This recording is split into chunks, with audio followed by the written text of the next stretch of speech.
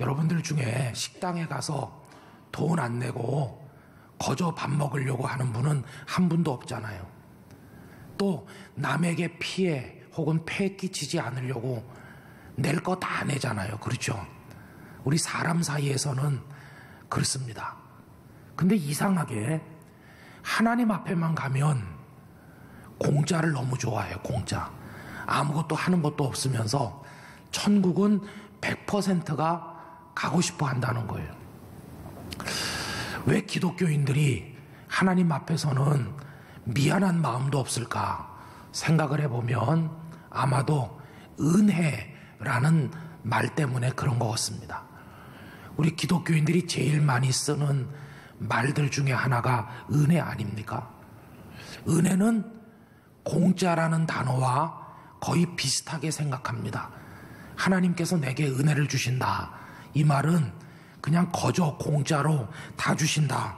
이런 식으로 생각하는 거죠. 그러니까 하는 것도 없지만 천국 가는 건 그냥 뭐 미안해 하지도 않으면서 100%가 다 가고 싶어 한다는 겁니다.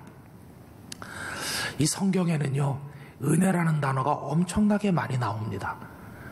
구약에서는 헨이라는 단어를 은혜로 번역한 적이 많아요. 이 헨이라는 말은 윗사람이 아랫사람에게 베풀어주는 호의를 뜻하는 겁니다. 또 가끔은 하나님의 사랑을 뜻하는 헤세드, 그거를 은혜라고 번역하기도 했어요. 신약 성경에 오면 카리스라고 하는 헬라어 명사를 은혜 이렇게 번역을 했는데, 이 카리스라는 명사가 신약 성경에만 155회가 등장하고 있습니다. 특별히 누가복음과 바울 서신에 집중적으로 등장을 하고 있어요. 저는 오늘 일부 예배에 참석하신 우리 성도님들에게 하나님의 은혜가 충만하시기를 기원합니다. 우리 땅끝 교회가 은혜 충만한 교회가 되기를 원합니다. 앞으로 몇 주간 동안 시리즈로 말씀을 생각하려고 하는데 그 주제가 은혜입니다. 은혜. 오늘은 그 첫 번째 시간인데요. 그래서 이 성경을 하나님의 감동 안에서 기록하면서 은혜라는 단어를 가장 많이 사용하신 사도 바울의 생애를 우리가 한번 생각을 해보려고 합니다. 그런데 여러분, 그 전에 여러분들에게 드리고 싶은 질문이 있어요. 그게 뭐냐 하면, 우리 교우님들께서는 현재 자신의 삶에 대해서 얼마나 만족하고 감사하고 계신가 하는 질문입니다. 어떤 가정의 자녀이기도 하고, 한 남자의 아내, 한 여자의 남편, 그리고 또 자녀들을 두셨고 경제활동을 하고 뭐 이런저런 인간관계 속에서 지금 살아가고 계시는데, 여러분들의 삶에 대해서 얼마나 만족하고 감사하고 계신가 하는 것입니다. 바울 사도는 자신의 인생을 어떻게 생각했을까요? 그걸 알려주는 힌트가 하나 있어요. 그게 고린도전서 15장 10절 말씀인데, 화면을 보면서 다 같이 읽어보겠습니다. 그러나 내가 나 된 것은 하나님의 은혜로 된 것이니 내게 주신 그의 은혜가 헛되지 아니하여 내가 모든 사도보다 더 많이 수고하였으나 내가 한 것이 아니요 오직 나와 함께 하신 하나님의 은혜로라. 할렐루야. 요 한 절 속에 은혜라는 말이 3번 나와요. 그러면서 내가 나 된 것, 현재의 내 모습, 이게 하나님의 은혜라는 거예요. 여러분이 고린도 전서를 바울 사도께서 기록할 때가 55년 아니면 56년쯤 됩니다. 그때 바울 사도는 3차 전도 여행을 하면서 에베소에 계셨어요. 근데 그 에베소에 있으면서 55년 아니면 56년에 고린도 전서를 기록하고 있을 그 당시 바울 자신의 인생에 대해서 감사한다는 거예요. 만족하다는 거예요. 하나님의 은혜라고 그렇게 이야기를 하고 있습니다. 여러분, 만약에 그분이 그 당시 자신의 인생에 대해서 불만이 많았다면 하나님의 은혜라고 말하지 않았을 것입니다. 저는 간절히 바라기를 우리도 바울처럼 고백할 수 있기를 원합니다. 2017년 1월 22일 현재 나 김아무개, 박아무개, 최아무개, 이아무개 나의 인생에 대해서 하나님 감사합니다. 하나님의 은혜입니다. 할렐루야. 이렇게 고백할 수 있는 축복을 얻게 되시기를 바랍니다. 정치는 하루도 조용할 날이 없고 경제도 어렵고 사회도 너무나 혼란해서 기회만 주어지면 이민을 가겠다고 대답한 사람이 국민의 절반이 넘는 이런 대한민국에 살고 있지만 그래도 내 인생에 대해 감사합니다. 명색이 우리나라의 제2 도시라고는 하지만 여러 가지 면에서 뒤처지고 있는 부산에 살고 있는 것에 대해서 하나님 그래도 감사합니다. 하나님의 은혜입니다. 이렇게 말할 수 있는 마음을 우리가 가지기를 원합니다. 뭐 별로 사업이 잘 되지도 않고 애들도 속을 많이 썩이고 뭐 건강하지도 못하고 속상한 게 많지만 그래도 오늘 내 인생에 대해서 하나님 감사해요. 이렇게 고백할 수 있는 마음이 저에게도 여러분들에게도 있었으면 합니다. 근데 여러분, 제가 이런 말씀드리면 좀 이상할 거예요. 아니 목사님 그게 뭐가 만족한 겁니까? 적어도 땅 한 평에 1억을 넘는 노른자 위에 수백 평 저택을 짓고 은행 통장에 현찰이 수십억 들어있고 그리고 애들도 척척 잘 풀리고 사업도 대박이 나고 그래야 이게 무슨 만족하고 하나님의 은혜라고 할 수 있는 거지. 목사님이 얘기하는 거 그 힘들고 고달픈 건데 그게 무슨 은혜입니까? 이렇게 묻고 싶은 분이 많으실 거예요. 그럼 여러분, 아까 그 바울 사도가 에베소에 계시면서 고린도 전서를 쓸 때 현재 내 삶에 대해서 감사한다. 하나님의 은혜다. 이렇게 말했는데 그러면 그때 그 바울 사도의 인생이 어떻습니까? 날마다 산의 진미를 먹으면서 좋은 저택에 살면서 노예들을 수십 수백 명 부려가면서 높은 귀족들과 함께 산책을 즐기면서 그렇게 살았나요? 그래서 내가 나 된 것에 대해 하나님의 은혜라고 감사했습니까? 아닙니다. 그때 바울 사도는 아주 가난하고 고단한 순의 전도자일 뿐이었어요. 주머니도 비었고 스스로 천막을 만들어서 근근히 살아갔어요. 마음고생도 심해요. 고린도로부터 전해지는 소식을 들으니까 고린도 교회 형편 때문에 막 화가 나고 속이 상해요. 두란노 서원에서 가르치면서 날마다 사람들과 부대껴야만 했습니다. 바울 자신도 힘들고 상처가 많은데 사람들을 도와줘야 되는, 자신은 아무데도 기댈 데가 없는 힘든 처지에 바울 사도가 계셨어요. 마치 예수님처럼 바울 사도도 상처 입은 치유자로 살았다는 것을 볼 수가 있습니다. 또 그렇게 계속 살면 무슨 노후가 보장이 됩니까? 아닙니다. 조만간 그나마 에베소를 또 떠나서 어디로 가게 될지 모르는 나그네 전도자였을 뿐이었어요.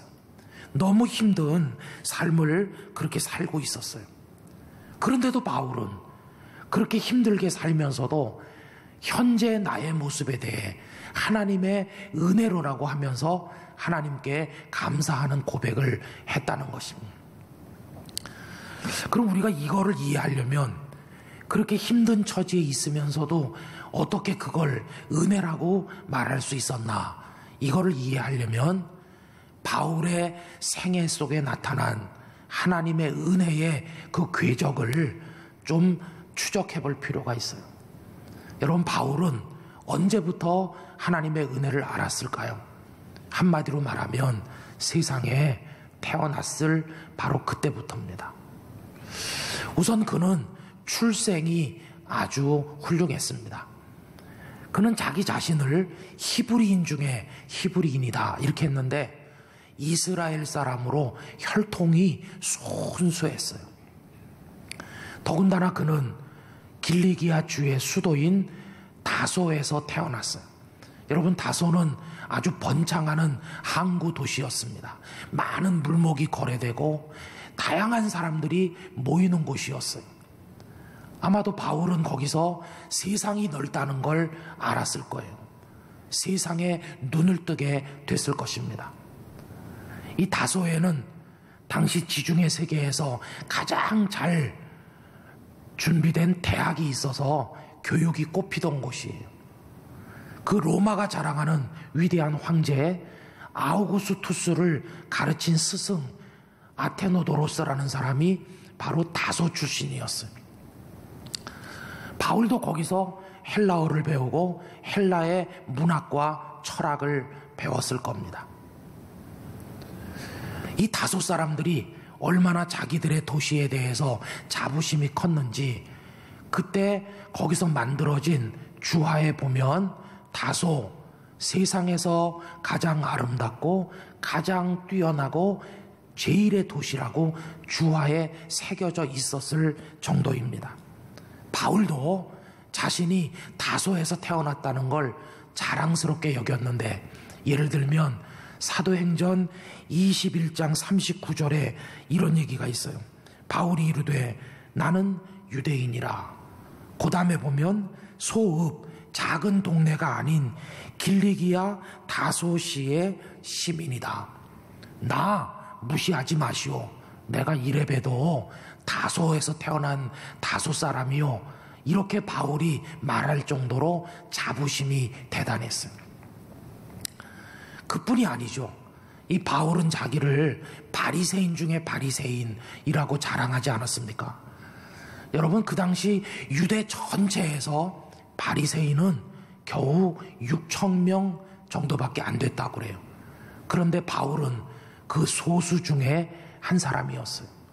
그뿐만이 아니라 전승에 의하면 그는 나이가 젊지만 랍비가 된 사람이에요.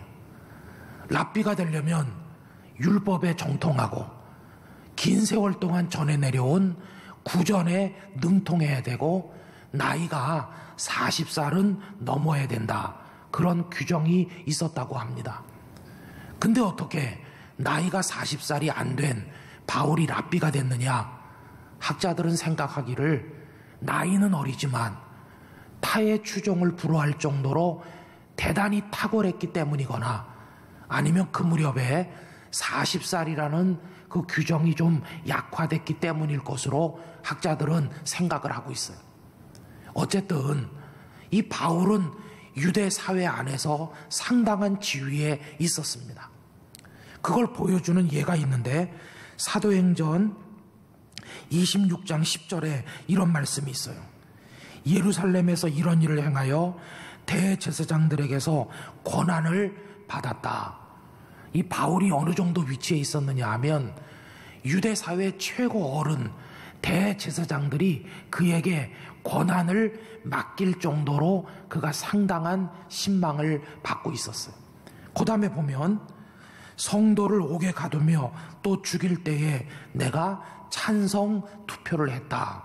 이 말은 뭐냐 하면 사람을 감옥에 가둘 때 혹은 사형을 집행할 때 바울이 당당하게 투표권을 가진 그런 사람이었다는 거예요. 그는 상당한 지위에 있었다는 것을 알 수 있어요. 여러분, 나이도 젊은 사람이 어떻게 그런 자리에 앉을 수가 있을까요? 아마도 그것은 그가 받은 교육이 한몫했을 것입니다.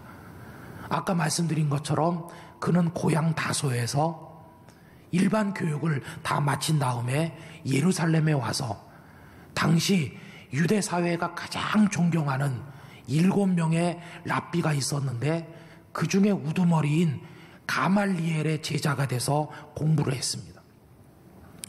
가말리엘은 누구의 제자냐? 힐렐이라는 사람의 제자입니다. 이 힐렐로 말할 것 같으면 샴마이라는 사람과 함께 유대 학문의 양대 산맥을 이루고 있는 거목 중에 거목이었어요. 바울이 가말리엘에게서 배웠는데 가말리엘은 최고의 스승 힐렐에게서 배운 사람이에요. 그러니까 이 사도 바울의 학문적 정통성이 대단히 뛰어났다는 것을 알 수 있지 않습니까? 게다가 그는 로마 시민권도 가지고 있었어요. 여러분, 그 당시 로마는 제국에 공이 많은 군인들에게 혹은 공이 많은 지역 사람들에게 시민권을 주기도 했습니다. 어떤 사람은 엄청난 돈을 내고 사기도 했어요. 근데 바울은 태어날 때 벌써 로마 시민으로 태어났어요. 언제부터인지 모르지만 그의 가문이 로마 시민권을 가지고 있는 상당한 가문이기 때문이라는 걸 알 수 있는 것이죠. 여러분, 한번 생각해 보세요. 지금까지 말씀드린 이걸 다 모아보면 유대 사회에서 사도 바울만큼 좋은 환경에서 좋은 교육을 받고 특권을 누린 사람이 몇 명 있었겠습니까? 불과 몇 사람 없었을 것입니다. 사람들이 바울에게 와서 이렇게 말하겠죠. 어이구, 젊은 선생님, 나이도 젊으신데 출생도 최고의 출생이지, 혈통이 좋지, 최고 교육을 받으셨지, 거기다가 로마 시민권까지. 아이고, 어쩌면 이렇게 모든 특권을 한 손에 거머쥐셨습니까? 사람들이 그렇게 물으면 여러분, 바울이 뭐라고 대답을 했을까요? 이렇게 말했겠죠. 아, 다 하나님의 은혜죠. 하나님께서 저에게 태어날 때부터 교육을 받을 때 로마 시민권까지 엄청나게 저에게 은혜를 주셨죠. 아마도 그가 그렇게 대답하지 않았겠어요. 저는 하나님의 놀라운 은혜에 어떻게 갚을까 늘 고민하면서 살고 있답니다. 여러분, 이 대목이 중요한 대목이에요. 바울이 다 하나님의 은혜죠 라고 대답하는 그 모습이 우리가 요새 대답하는 거와 똑같아요. 집사님, 이번에 아들이 고시에 합격했다면서요. 좋겠어요. 뭐라고 말합니까? 우리는요, 우리 애가 워낙 똑똑하거든요. 이렇게 대답하는 대신에 뭐라고 대답합니까? 하나님 은혜죠. 아이고, 집사님, 딸이 어쩌면 그렇게 예쁩니까? 좋은 가정에 시집가게 됐다면서요. 부럽네요. 그러면 뭐라고 대답합니까? 워낙 내가 젊어서 한미모 했잖아요. 날 닮아서 그래요. 이렇게 대답 안 하고 다 속으로는 그렇게 생각할지 몰라도 겉으로는 하나님 은혜죠. 이렇게 대답하죠. 이번에 대박 나셨다면서요. 다 하나님 은혜죠. 이렇게. 여러분, 그렇게 대답하는 게 맞습니까? 틀립니까? 그게 맞는 거죠. 그게 하나님의 은혜가 틀림없어요. 그죠? 근데 여러분, 이 대목이 중요하다고 그랬잖아요. 하나님의 은혜가 틀림없긴 없는데 그게 전부 다 하나님의 은혜인 것은 아니라는 거예요. 제가 이렇게 말씀드리면 이상하게 생각할 겁니다. 아니, 목사님, 100%가 하나님의 은혜다. 그렇게 말해야지. 전부 다 하나님의 은혜인 건 아니다. 이렇게 말하면 우리 목사님 아프고 나다니 맛이 갔네. 이렇게 생각하십니까? 왜 이 대목이 중요한지 가만히 보세요.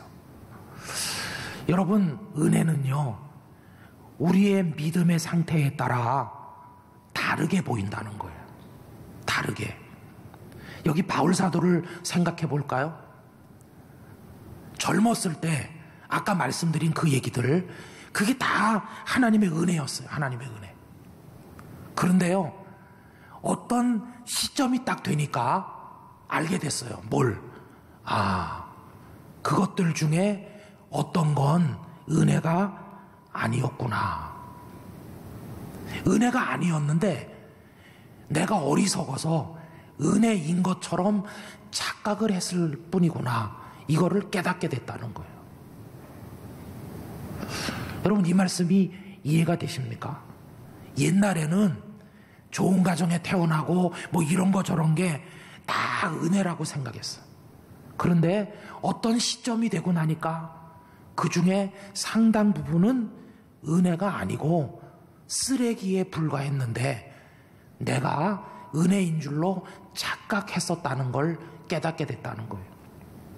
그러면 언제부터 그가 그런 생각을 깨닫게 됐을까요? 그 시점이 언젠가요?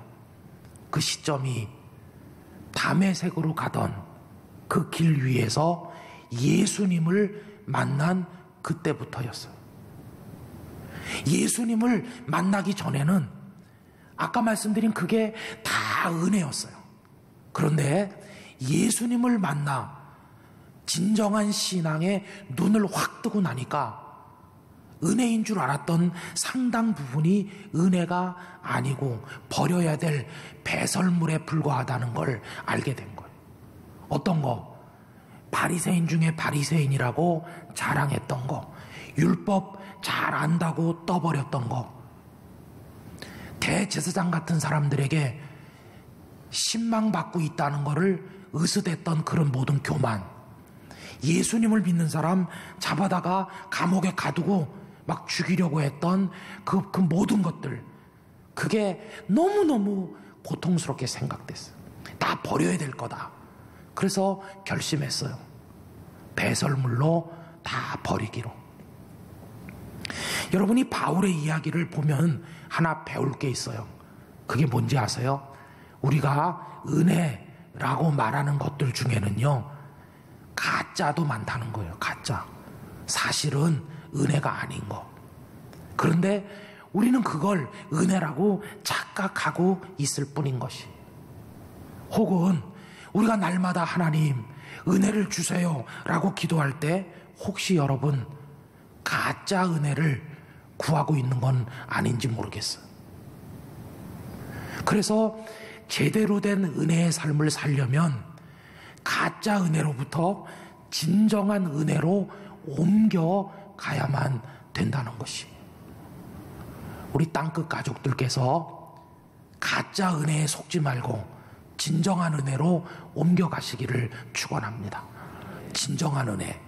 그럼 진정한 은혜가 뭘까요? 진정한 은혜는 사람들이 말하는 진리가 아니라 하나님께서 주신 진리를 따라서 살게 되는 겁니다.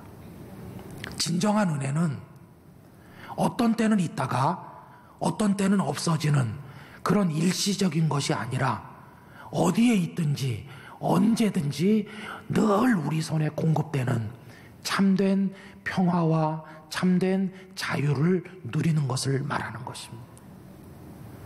진정한 은혜는 이 세상에 있다가 일시적으로 있다가 완전히 없어지는 허무한 것이 아니라 영원히 우리에게 주어지는 죄로부터 죽음으로부터 사탄으로부터 구원받아 하나님의 자녀가 되어 영원한 하나님 나라에서 영생을 누리게 되는 바로 그게 진정한 은혜인 것입니다.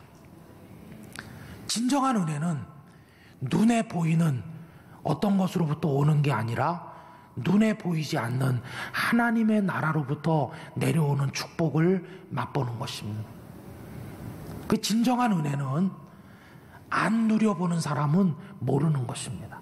그래서 이거는 받는 사람밖에는 모르는 것이죠. 참 하나님의 자녀가 되는 거, 참 그리스도인이 되는 거, 이게 바로 진정한 은혜인 것입니다.